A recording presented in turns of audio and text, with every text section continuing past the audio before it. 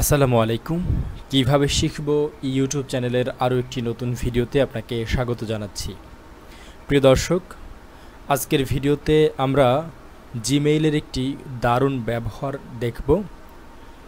আজকের ভিডিওতে আমরা দেখব যে আমরা কিভাবে একসাথে জিমেইল ব্যবহার করে সর্বোচ্চ 500 রেসিপিনকে একসাথে একই মেইল পাঠাতে পারি, যেটার জন্য আমাদের সময় ব্যয় হতে পারে সর্বোচ্চ 1 মিনিট। সাধারণত আমরা যারা মাল্টিপল কন্ট্যাক্ট নাম্বারে মেইল পাঠিয়ে থাকি, সেটা হতে পারে অফিসিয়াল মেইল, কিংবা আপনি যদি কোনো গ্রুপকে মেসেজ পাঠাতে চান তাহলে এই ভিডিওটি আপনার জন্য। তাহলে বন্ধুরা, চলুন আমরা আর কথা না বাড়িয়ে আমরা সরাসরি কাজে চলে যাই। বন্ধুরা, একসাথে 500 মেইল পাঠাতে হলে আমাদের দুইটা কাজ করতে হবে। প্রথমত হচ্ছে আমরা যেই মেইলগুলোতে মেইল পাঠাবো সেই মেইলগুলোকে কোনো একটা এক্সেল শিটে লিখতে হবে, এবং দ্বিতীয়ত হচ্ছে এই যে মেইলগুলো আমরা এক্সেল শিটে লিখব সেই মেইলগুলোকে আবার জিমেইলের কন্ট্যাক্ট নাম্বারের মধ্যে সেভ করতে হবে। এই কাজটি খুবই ইজি, আমি আপনাদেরকে দেখিয়ে দিচ্ছি। আমরা তাহলে প্রথমে চলে যাই মাইক্রোসফট এক্সেলে, যেখানে আমাদের মেইলগুলো লেখা আছে। সেই মেইলগুলো আমরা কন্ট্যাক্টে সেভ করব। কিভাবে করব, চলুন আমরা মাইক্রোসফট এক্সেলে চলে যাই। বন্ধুরা, আমি মাইক্রোসফট এক্সেলের একটি শিট ওপেন করেছি এবং এখানে আমি দুইটি কলাম রেখেছি। একটি কলামের মধ্যে আমি রেখেছি নেম এবং অপর কলামটির মধ্যে রেখেছি ইমেইল অ্যাকাউন্ট। জাস্ট এতটুকুই। যেহেতু আমরা মেইল পাঠাবো, সুতরাং আমি এর চেয়ে বেশি আর কিছু রাখিনি। তো এইভাবে আমি এই শিটটির মধ্যে 500 মেইল ইনপুট করেছি। এখানে 501 নাম্বার সিরিয়াল মানে 500টি মেইল রয়েছে। আমি এই 500টি মেইল জিমেইলের কন্ট্যাক্ট নাম্বারের মধ্যে সেভ করব। আর এটা সেভ করতে হবে একটু ভিন্ন ফরম্যাটে। যখন আপনার এক্সেল শিটের মধ্যে এরকম 500 মেইল সেভ করা হয়ে যাবে, বা আপনার যতগুলো মেইল আছে সবগুলো সেভ করা হয়ে যাবে, এখানে একটা বিষয় খেয়াল করবেন, সর্বোচ্চ কিন্তু আপনি 500 মেইল একসাথে সেন্ড করতে পারবেন। সেজন্য আপনি যেই এক্সেল শিটের মধ্যে মেইলগুলো উঠাবেন সেই মেইলগুলোতে যেন সর্বোচ্চ 500 মেইল থাকে। তো আমার এখানে কিন্তু 500 মেইল আছে। এখন এই 500 মেইলকে আমি সেভ করব একটি আলাদা ফরম্যাটে। সেই ফরম্যাটটি হচ্ছে সিএসভি। তো আমরা এই এক্সেল শিট থেকে সিএসভি ফাইলে সেভ করার জন্য আমরা চলে যাব ফাইল অপশন থেকে সেভ অ্যাজ, এবং সেভ অ্যাজে গিয়ে আপনি কোথায় মূলত এটাকে সেভ করতে চান সেই ফোল্ডারটিকে ধরিয়ে দেবেন। আমি এই লোকেশনটা ধরিয়ে দিয়ে এখান থেকে এই যে সেভ অ্যাজ টাইপ রয়েছে, আমরা এখান থেকে সিএসভি যে অপশনটি রয়েছে সেটাকে সিলেক্ট করে আমরা এখানে জাস্ট ওকে করে দিব। যেহেতু আমার এই নামে এখানে একটি ফাইল রয়েছে, সুতরাং এখানে আমাকে রিপ্লেস করার জন্য কনফার্মেশন চেয়েছে। আমি এটাকে ইয়েস করে দিয়ে সেভ করে দিলাম। আমাদের কিন্তু মাইক্রোসফট এক্সেলের মধ্যে কাজ শেষ। এখন এটাকে আমরা ক্লোজ করে দিই। এখন আমরা চলে যাব জিমেইলে। বন্ধুরা, আমি একটি জিমেইলের অ্যাকাউন্ট এখানে ওপেন করেছি এবং এই জিমেইল অ্যাকাউন্টের মধ্যে আমি প্রথমে ওই যে কন্ট্যাক্ট নাম্বারগুলো লিখেছি বা মেইলগুলো লিখেছি ওখানে, সেই মেইলগুলোকে সেভ দিব। সেভ দেওয়ার জন্য আপনি যখন মেইল ওপেন করবেন, মেইল ওপেন করার পর আপনাকে চলে যেতে হবে ডান পাশে এই যে 3 ডট মেনু রয়েছে, এখানে মেনু থেকে আপনি চলে যাবেন, এখানে গুগলের অনেকগুলো অ্যাপস আছে, সেখান থেকে আপনি চলে যাবেন কন্ট্যাক্ট নামের যে অ্যাপসটি রয়েছে সেখানে। আমি কন্ট্যাক্টসে ক্লিক করলাম। কন্ট্যাক্টে ক্লিক করার পর আমার এখানে কিন্তু আলাদা একটা ট্যাব চালু হয়েছে। তো এই ট্যাবের মধ্যে আমি মূলত আমার যে মেইলগুলো রয়েছে সেই মেইলগুলো আমি সেভ করব। এটাকে সেভ করার জন্য আমরা চলে যাব এই যে বাম পাশে ক্রিয়েট কন্ট্যাক্ট নামের একটি অপশন রয়েছে, এখানে অ্যাড নিউতে ক্লিক করার পরে আমাদের এখানে দুইটি অপশন আসবে। একটি হচ্ছে ক্রিয়েট কন্ট্যাক্ট আর একটা হচ্ছে ক্রিয়েট মাল্টিপল কন্ট্যাক্টস। আমরা এখান থেকে ক্লিক করব ক্রিয়েট মাল্টিপল কন্ট্যাক্টসে।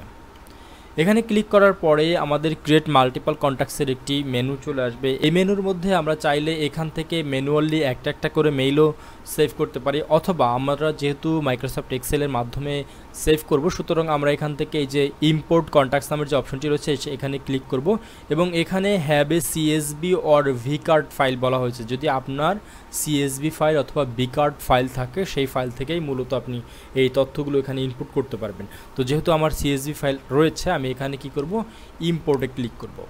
ইম্পোর্টে ক্লিক করার পর এখান থেকে সিলেক্ট ফাইল অপশন আসবে।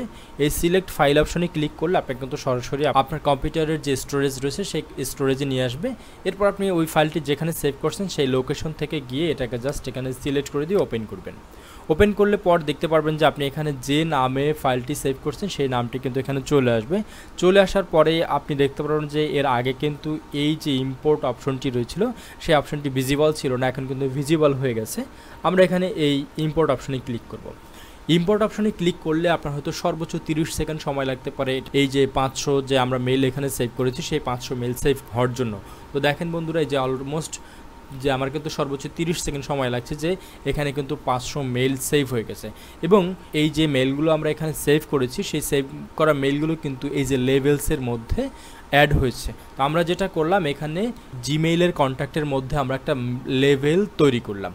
তো এর আগে আমার কিন্তু এখানে একটি লেভেল ক্রিয়েট করা ছিল, এখন আমি যে লেভেলটা ক্রিয়েট করছি এই লেভেলটার মধ্যে কিন্তু আমি চাইলে নাম পরিবর্তন করে নিতে পারি। সুতরাং এই যে রিনেম লেভেল অপশনটি রয়েছে, আমরা এই পেন আইকনে ক্লিক করে এখানে কিন্তু আমরা এই যে নাম্বারগুলো রয়েছে সেটা আলাদা একটা ব্যাচ নেম বা যে কোনো নাম আপনি এখানে দিয়ে দিতে পারেন। তো আমি এখানে ধরুন দিলাম ব্যাচ 2, যেহেতু আমার ব্যাচ 1 আগে সেভ করা আছে আমি এখানে ব্যাচ 2 দিলাম। ব্যাচ 2 দেওয়ার পরে এখানে আমি সেভ করে দিলাম। সেভ করে দেওয়ার পরে এখানে আমার কয়টা ব্যাচ আছে, 2টা ব্যাচ 1 এবং ব্যাচ 2। যখন আপনার এই মেইলগুলো এখানে সেভ হয়ে যাবে এবং আপনি যখন এটাকে রিনেম করবেন, রিনেমটা কেন করবেন, রিনেমটা করবেন এই জন্য যেন আপনি যে মেইলগুলো করবেন সেই মেইলগুলোর জন্য আপনি আপনার মতন করে সুন্দর করে নির্দিষ্ট করে সেই মেইলগুলো নির্দিষ্ট মেইলেই পাঠাতে পারেন। তো আমরা এখানে নির্দিষ্ট করে দিলাম যে ব্যাচ 1 এবং ব্যাচ 2। এখন আমরা মেইলে চলে যেতে, আমি মেইলের যে ট্যাবটি রয়েছে সেই মেইলের ট্যাবে চলে আসলাম। চলে আসার পরে ধরুন আমি এখানে একটা রিলোড দিই, যেহেতু আমি এখানে নতুন করে আরেকটা ফাইল সেভ করেছি সুতরাং এখানে আমি রিলোড দিয়ে দিলাম। রিলোড দেওয়ার পরে আমি এই যে কম্পোজ মেইলে ক্লিক করলাম। কম্পোজ মেইলে ক্লিক করার পর আমার যে নিউ মেসেজের কম্পোজিং যে অপশনটা সেটা চলে আসছে। এখন আমরা মেইল করার সময় সাধারণত কি করি, আমরা 2 এর মধ্যে আমাদের যে মেইল রেসিপিগুলো থাকে সেই রেসিপিগুলো দিয়ে থাকি। এখন আমাদের কি ওই মেইলগুলো আবার বারবার লিখতে হবে না, আমরা এখানে যেহেতু 2টা লেভেল ক্রিয়েট করেছি, একটা হচ্ছে ব্যাচ 1 এবং একটা ব্যাচ 2, আমরা যদি এখানে BATCH দেই, দেখেন বন্ধুরা 2টা ব্যাচই কিন্তু এখানে চলে আসছে। এখন আমি ধরুন ব্যাচ 2তে মেইল পাঠাবো, তো ব্যাচ 2টা আমি এখানে সিলেক্ট করলাম। সিলেক্ট করার পর দেখেন আমার ব্যাচ 2 এর মধ্যে 500 মেইল রয়েছে এবং 500 মেইলই কিন্তু এখানে চলে আসছে।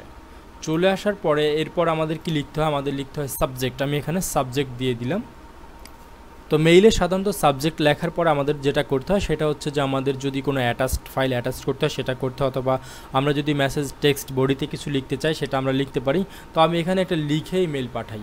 আমি এখানে যে কোনো একটা মেসেজ দিলাম, ধরুন আমি আমার একটা ছোট্ট অ্যাড রয়েছে, আমি সেই অ্যাডটাকে এখানে আমি কপি করে পেস্ট করলাম। পেস্ট করার পরে আমার কিন্তু একটা মেইল পাঠাতে হলে যা যা দরকার মোটামুটি সব কমপ্লিট হয়ে গেছে। এখন যদি আমি এখানে সেন্ড বাটনে ক্লিক করি, সেন্ড বাটনে ক্লিক করলে এই মেলটি যেতে কিন্তু আমার সর্বোচ্চ 2 মিনিট সময় লেগেছে।